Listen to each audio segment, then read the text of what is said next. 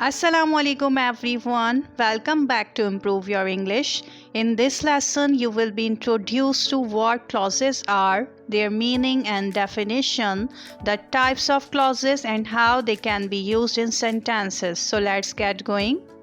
A clause is mainly a group of words that contain a subject as well as a verb. यानी अल्फाजों का एक ऐसा मजमुआ जिसमें subject और वर्ब साथ मौजूद होता है वो हमारा कहलाता है क्लॉज। अब आप सोच रहे होंगे कि अल्फाजों का मजमुआ तो फ्रेज़ भी कहलाता है। जी हाँ, बिल्कुल कहलाता है, लेकिन दोनों में कुछ डिफरेंस होता है। आइए बात करते हैं। A phrase is a group of words without a subject verb unit. हाँ जी, तो क्लॉज में हमने कहा कि वर्ड्स का एक ऐसा ग्रुप जिसमें सब्जेक्ट वर्ब का कॉम्बिनेशन मौजूद होता है वो हमारा कहलाता है क्लॉज, जबकि फ्रेज़ अल्फाजों का एक ऐसा मजमुआ होता है जिसमें सब्जेक्ट वर्ब का कॉम्बिनेशन मौजूद नहीं होता। यहाँ पर ये जो यूनिट लिखा है ना, इसका मतलब यही होता है कि या तो सेंटेंस में सब्जेक्ट वर्ब मौजूद ही नहीं होगा या फिर इनमें से कोई एक मिसिंग होगा। यानी अगर जुमले में सब्जेक्ट मौजूद होगा तो वर्ब नहीं होगा, और अगर वर्ब मौजूद हुआ तो सब्जेक्ट नहीं होगा। इस तरह से हमें फ्रेज़ और क्लॉज की पहचान करनी है। अच्छा, फ्रेज़ की कुछ टाइप्स भी होती हैं, लेकिन उसको मैं अपकमिंग वीडियोस में डिस्कस करूँगी। आज की वीडियो में हम सिर्फ क्लॉज और उसकी टाइप्स के बारे में जानेंगे, वो इसलिए क्योंकि इसका ताल्लुक़ हमारे पंक्चुएशन के टॉपिक से है। अब हम इसको एग्जाम्पल्स के ज़रिए समझेंगे तो हमारा कॉन्सेप्ट मज़ीद क्लियर हो जाएगा।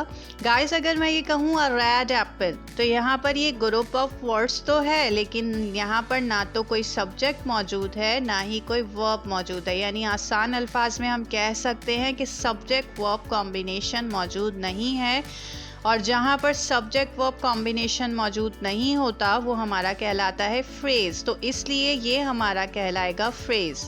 लेकिन अगर अब मैं ये कहूँ कि I am eating a red Apple, तो ये हमारा कहलाएगा क्लॉज, क्योंकि इस सेंटेंस में अब हमारे पास सब्जेक्ट वर्ब कॉम्बिनेशन मौजूद है। इसी तरह ले लीजिए बेस्ट फ्रेंड, तो यहाँ पर सब्जेक्ट वर्ब कॉम्बिनेशन मौजूद नहीं है, इससे ये हमारा कहलाएगा फ्रेज़। एक sentence he wants to become an engineer, तो ये हमारा कहलाएगा क्लॉज। क्यों कहलाएगा? क्योंकि यहाँ पर सब्जेक्ट वर्ब कॉम्बिनेशन मौजूद है। अब बात करते हैं क्लॉजेस की टाइप्स के हवाले से।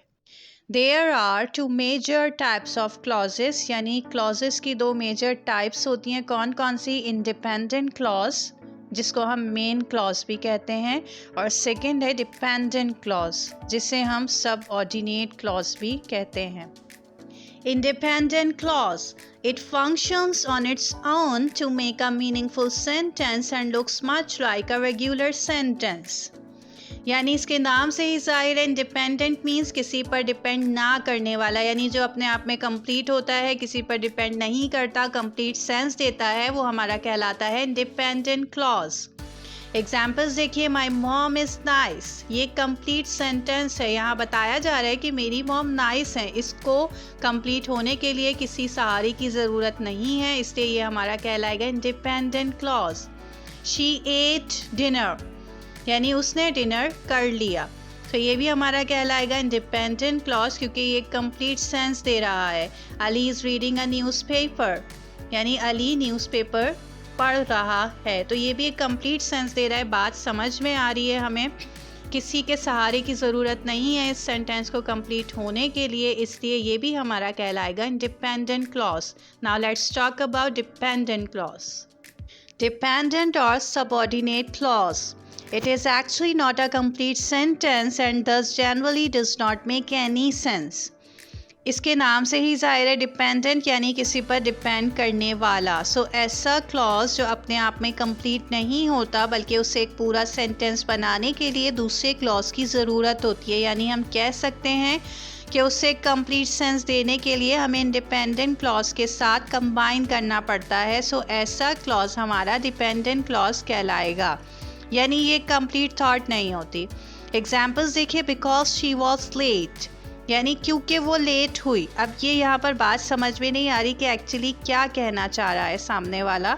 सो ये हमारा कहलाएगा डिपेंडेंट क्लॉज। लेकिन अब अगर इसको हम इंडिपेंडेंट क्लॉज के साथ जोड़ दें सो ये एक कंप्लीट सेंस देने लग जाएगा। यानी अगर मैं कहूँ Shazia could not catch the bus because she was late, यानी शाजिया बस में सवार नहीं हो सकी, रीज़न क्या था, क्योंकि वो लेट हो गई। सो यहाँ पर डिपेंडेंट क्लॉज के साथ जब इंडिपेंडेंट क्लॉज को जोड़ा गया तो ये एक कंप्लीट सेंस देने लग गया। इसी तरह एक sentence, I want to succeed in life, यानी मैं अपनी ज़िंदगी में कामयाब होना चाहता हूँ। कामयाब होने के लिए कुछ करना भी तो पड़ेगा। सो ये हमारा डिपेंडेंट क्लॉज है। अगर हम इसको इंडिपेंडेंट क्लॉज के साथ जोड़ दें तो ये कंप्लीट सेंस देने लगेगा। You must work hard if you want to succeed in life, यानी अगर आप कामयाब होना चाहते हैं तो आपको क्या करना पड़ेगा, आपको सख्त मेहनत करनी पड़ेगी। इसी तरह एक sentence, as she was very hungry, जैसा कि वो बहुत भूखी थी, क्योंकि ये एक कंप्लीट थॉट नहीं है इसलिए ये डिपेंडेंट क्लॉज है। लेकिन अगर मैं ये कहूँ Sana quickly ate her lunch as she was very hungry, यानी सना ने अपना लंच जो है जल्दी से खा लिया जैसा कि वो बहुत भूखी थी। सो यहाँ पर इंडिपेंडेंट क्लॉज के साथ जब डिपेंडेंट क्लॉज को जोड़ा गया सो ये कंप्लीट सेंस देने लग गया।